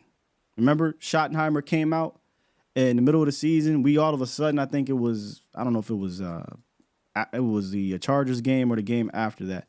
We start seeing pop motion, right? That's not sprint motion, but just motion at the snap, popping out. And, this is actually working. And Shotty said, yeah, well, you look around the league and we decided to take this and take that. Well, why stop there? Let me tell y'all something right now. Y'all will call me, y'all will 100% call me a shyster, call me a thief, call me whatever you want if I was a coordinator in the NFL. Y'all wouldn't even be able to put a word on what I do because I'm taking everybody's plays that's successful and I'm mashing it into one playbook. That's what I'm doing. I do the I'm same. stealing. I would do the same thing. I'm stealing all y'all shit because there's nothing against it and it works. Why we don't do that? Or the league doesn't do that more? I don't know. I don't know. I'm putting on the ski mask. You know what I mean? I got a ski mask on the sideline, dog. listen, bro. Especially when you see how they're using these motions and they're when you're in zone, the linebackers are shifting out one way, and then you're throwing the ball right to where they were sitting at. Like, it's crazy because it happens week after week after week, bro. Like, but see, then you got dudes like Shanahan, right? Who these mother effers saw a play the Detroit Lions ran 3 hours before our game, went in to the locker room, pregame, whatever, and put the damn play in right there and scored a touchdown off of it. Scored a touchdown. I'm still on all y'all shit. Yeah, real talk. What kind of offense do you run, Sky, at NFL? I run the 32 offense. I run the 32. The all 32. Shit. For real. Yeah. And for the people that still like on the Dak thing, it's like, bro, come on, man. Like, this man just went all pro with no running game. Then you go into the playoffs and think that when everybody's been saying as long as I can remember, they've been saying a run game and a defense travels. For a postseason run. Yeah. That's what you need for a postseason run. Pat Mahomes got 13 playoff wins. The Chiefs averaged 130 rushing yards per game. They don't hear you. Say that one more time. Let me turn you all the way up. Pat Mahomes has 13 postseason wins, and the Chiefs average 130 rushing yards per game. Pat Mahomes. This is the young GOAT. He's not doing it all by himself, bro. So why we got Dak Prescott, who everybody knows is not Pat Mahomes because they say it all the time. He's not Pat Mahomes. Not Pat Mahomes. We know that. We know he's not Pat Mahomes. So get him what he needs. Get him a run game and get him a defense, a real defense with some real linebackers, bro. Like, I don't understand this whole trade Dak, cut Dak. I don't understand it, bro. When you literally have the number one offense who just can't run the ball. If we run the ball, that dictates. That's why I said when I asked that question to Pat, who had the most impressive season of those 4 NFL honor invitees, I said Dak because if you put context, he did that without a running game. Right. Like, that's unprecedented. Right. The whole entire season. I mean, nobody cared about the Cowboys. They didn't even care about the run game. Now, it did bite us in the ass, but, you know. On that, I'm gonna go with Deron Bland though. Yeah, I ain't gonna argue with you on that one. I ain't gonna argue with you on that one. That was crazy. Yeah, I don't understand how he wasn't in the MVP race for real. Like he 5 pick sixes. He should win Defensive Player of the Year. Like, this is crazy that he's not. But any other season, especially when none of the other nominees for the award has done something that we've never seen before. Yeah. That should be a hands down winner right there, but I don't got no votes. Facts, man. AJ Jack, as always, bro. Good shit. Appreciate you calling in, fam. Hey, no doubt. Have a good one, my boy. Appreciate you, dog. You too. Hey, that's a fire quote right there. I mean, I don't know if it's a quote, Toxic Tom, but I know you were in the Army, and once again, thank you for your service and all those who were. Where to go? You said soldiers don't win wars, armies do. I think I've seen you say that before, but I always forget to say it out loud. Soldiers don't win wars, armies do. Yeah. I like that.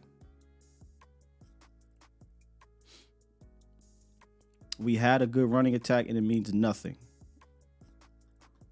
Where? Where's that at? Now,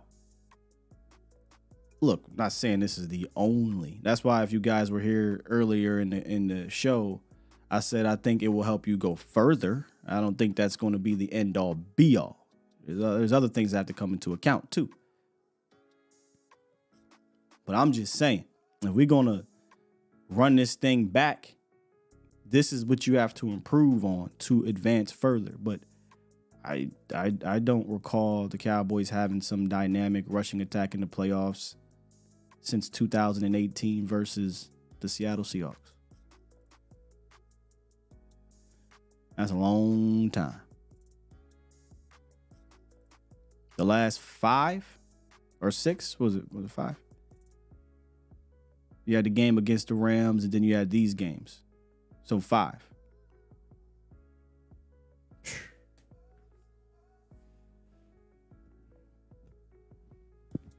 Which is why we should have kept Zeke.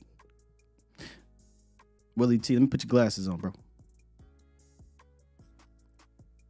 Ezekiel Elliott in his last 4 playoff games, 2.6 yards per carry, 2.6 yards per carry, 2.1. And then before that, 2.4. Hate to break it to you, that shit ain't matter.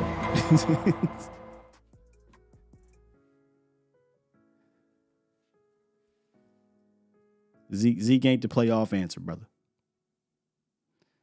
5 or 1. That's right. 5 is better than 1. I don't think my guy Willie T could see that, so that's why I had to read the numbers there for y'all, man. Zeke not the answer in this situation. I'm not even gonna fault Zeke. You know, he wears down. 2018 was like, or was it 19? Was like the last year. You know, and that happens when you give a dude the running back or the ball so much. They're gonna wear down. And then he wears down in the regular season, get to the playoffs, and he's just completely worn. He ain't the answer.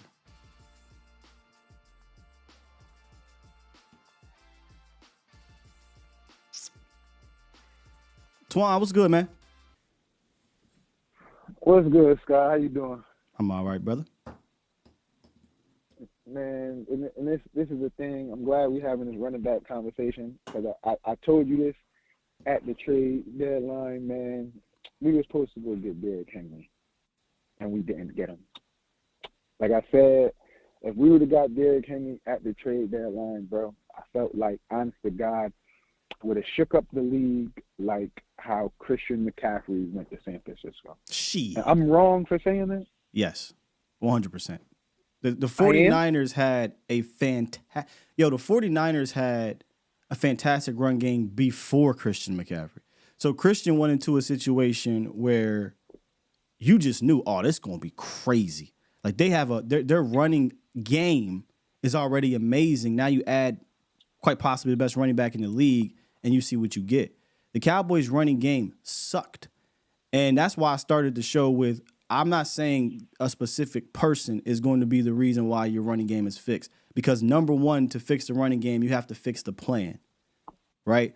So if you just brought in Derrick Henry here and you changed nothing in how you ran, you would have just had a big name running back who would have probably averaged like 3.2 yards per carry. He'd have scored some goal line touchdowns, no doubt about that. But that's for sure. But in between the 20s, if you didn't fix that, you were going to be asking Derrick Henry to play hero ball, man. And at the end of the day, you don't want nobody having to do that down in, down out. So I don't think we would have shook up the league like that. Maybe from a name standpoint, but if they don't change the plan. But at the same time, Derrick Henry forces 7 to 8 men in a box, and he would have been running up them A gaps and B gaps way better than Rico and Tony Pollard. That's a fact, Scott.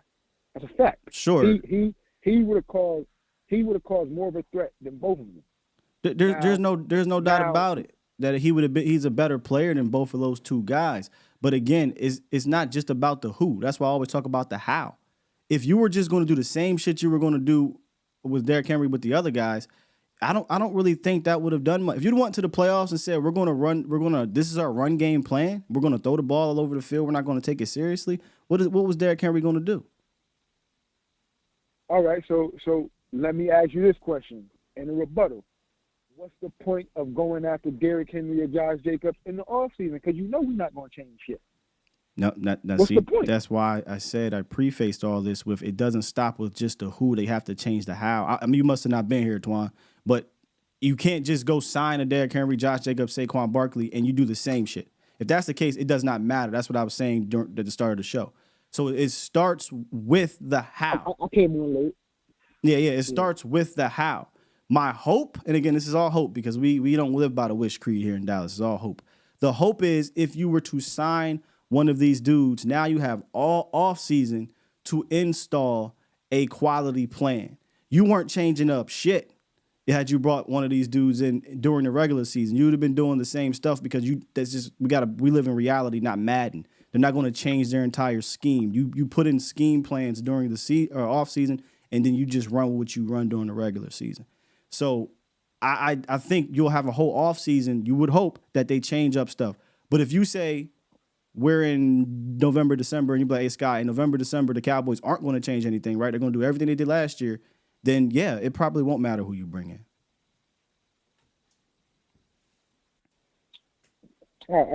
I guess on this topic we just gonna have to agree with it. We have to agree with it. That's fine. All I would say is my evidence is go look at who's left in the playoffs. That's my evidence.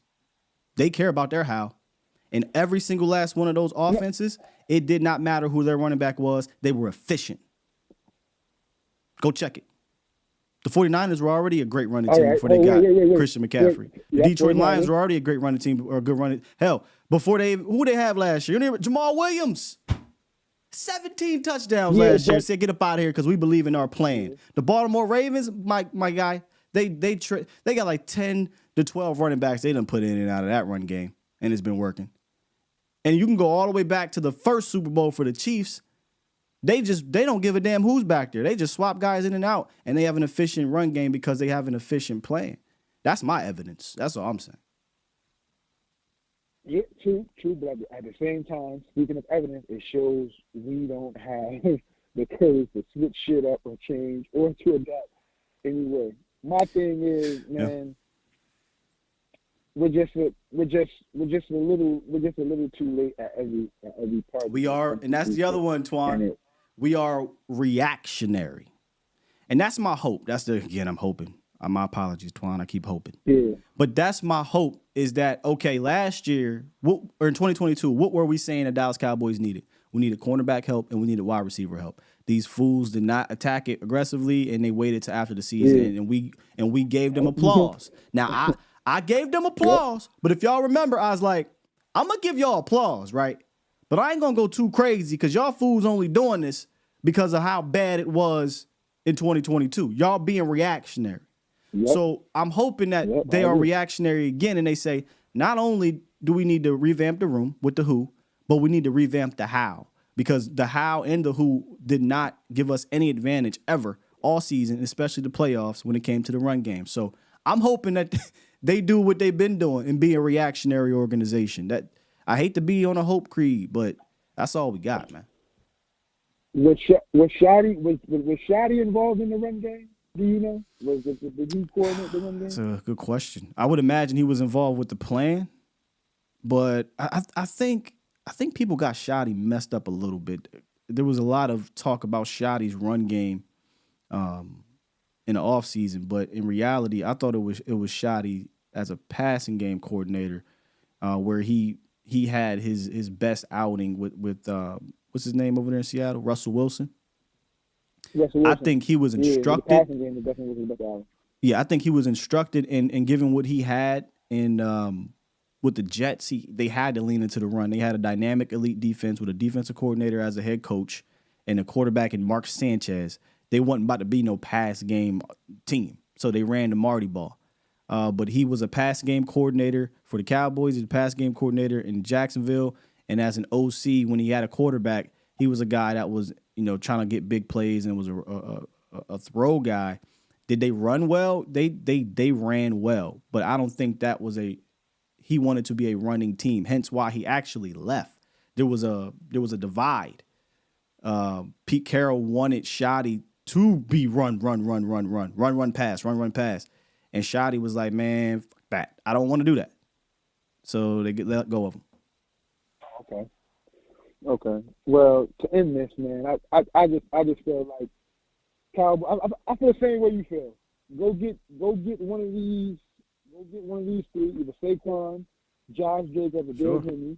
One of the three, nobody else, and draft a running back within the first 3 rounds. Honestly, just the same exact way Detroit did it with Jahmyr Gibbs and Montgomery. I agree with that same type of philosophy. Yeah. I'm still not rooting for him next year. But say again, you fading out, bro. It's like you went underwater. I'm still not rooting for them next year, but I'll watch him, man.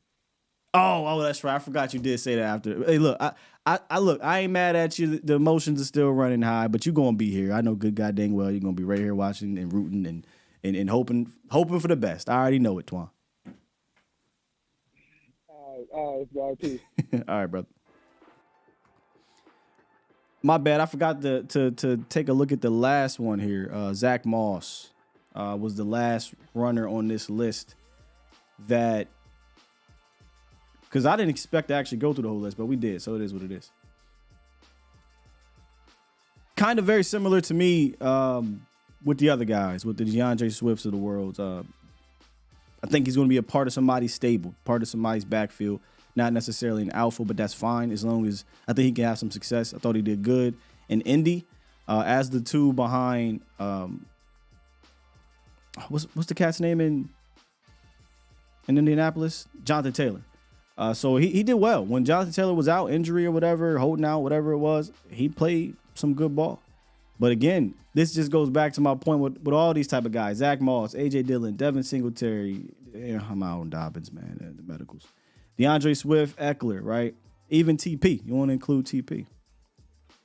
All these type dudes are mostly stable tandem type dudes. They're not the alpha types. And they're going to be heavily reliant, I think, on the plan. The Henrys, the Jacobs, the Saquons, I would not want to go into it, just be like, hey, man, he going to save us no matter what we decide to do. But I can see where fans and where front offices may say that. They may look at the talent and say, it does not matter how we do it. The talent will save us. It does matter how you do it. Even with these guys, it matters. So the thing always is with these guys is if the how actually works, boy, you talking about a dynamic type of player potentially. 100%.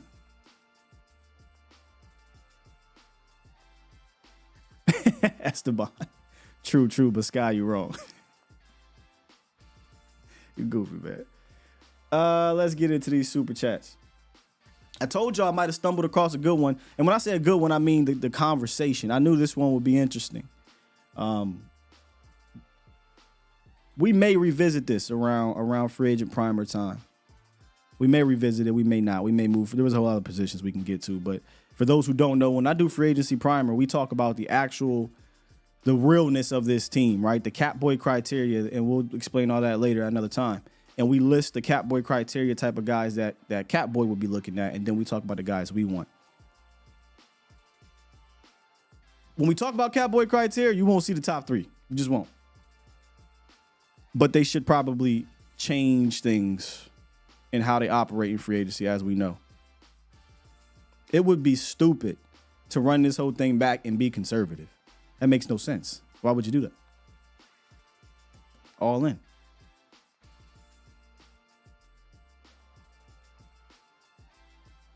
All right, Cowboys 615. Super chat. Appreciate you. Drop a dub. He said, what are your thoughts on Jesse Holley, what he said about Micah and blessings? I hate to do this because you dropped 20. I have no idea what Jesse said about Micah. If you could elaborate, maybe I could give you my thought on it. But if you would have put it in there, I would have definitely gave you my thought on it. But I don't know what Jesse said about Micah. So would need specifics and I can maybe give you my general thoughts. Sanjay dropped 5. Super chat. Said I would get a free agent running back like Henry, sign Pollard for market rate, draft a running back mid or low rounds as insurance, Henry replacement for next season. So you would sign Henry and TP. Yeah, I'm pretty much out on TP if I'm getting Henry. Yeah. He said Micah's selfish. Why did he say Micah's selfish? What was the context around that? If you guys know. Oh, he called him the most selfish player in the league. Damn, that's. Oh yeah, I'm gonna have to hit him up and see what it is. And then if he when he tells me about it, or if y'all give me like a timestamp, I can go watch. Maybe I'll react to it. I really don't do that ain't my content, but we're gonna see what's up. Super chat. Aaron dropped 5 and said Henry will look like Eddie George if they don't change. Ooh, that's a good one.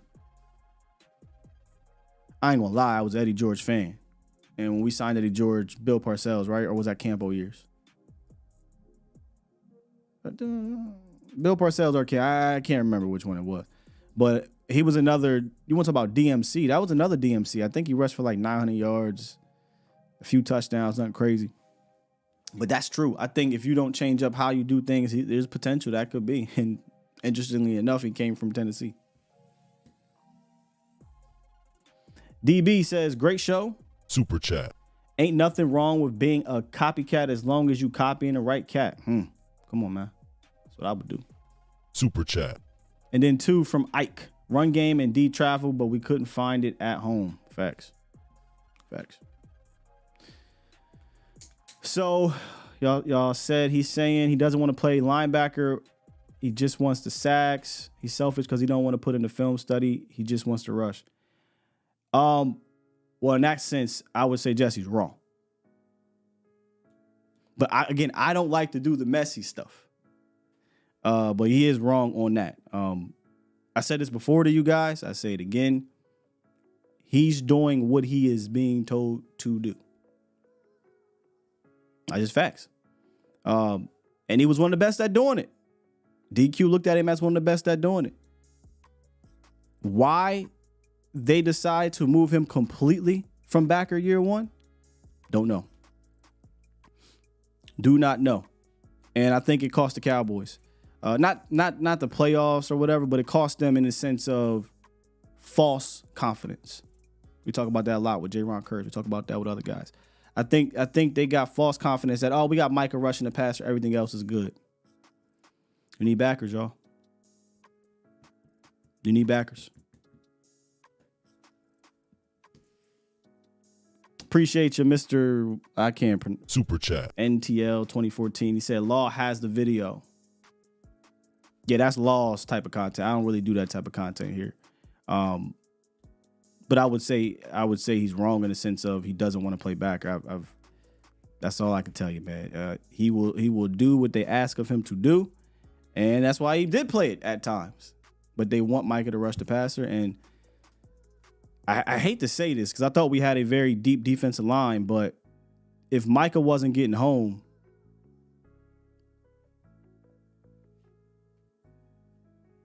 we wasn't getting a lot of sacks, was we? We need to add, though. We need to add up there, 100%. All right, with that said, it is Friday, but the work is not done. Like I told you at the start of this thing. Me and Foots will be not on here, but we will be talking Senior Bowl stuff next week. So Senior Bowl is next Saturday. I ain't doing no live watch. That ain't me. I ain't doing a live watch, but we will review it, though, that following Monday. But prior to that, we got a Senior Bowl watch list, and me and Foots will be breaking that down in a couple days, and I'll be dropping that to you guys.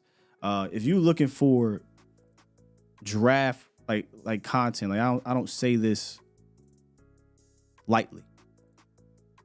Foots, Vach in our community, like those, I know for a fact, those two, and a little biased because those are my guys, right? We're talking about the Illuminati is what we call it, right? The round table.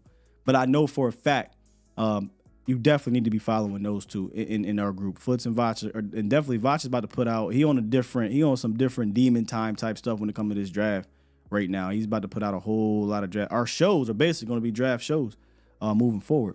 So I'm going to make sure y'all tune in for that. But we're kicking off our draft coverage with the Senior Bowl. We got a watch list, and we'll break that down for y'all guys next week. All right. With that said, push the goddamn button. Push the goddamn button. We out of here, man. Y'all enjoy y'all weekend. I got Chiefs. I'm not rooting. I got Chiefs, Niners, Part 2, Super Bowl in 2019 repeat. Although it'd be cool to see Lamar go too. But I got Chiefs, Niners. We out here. Peace.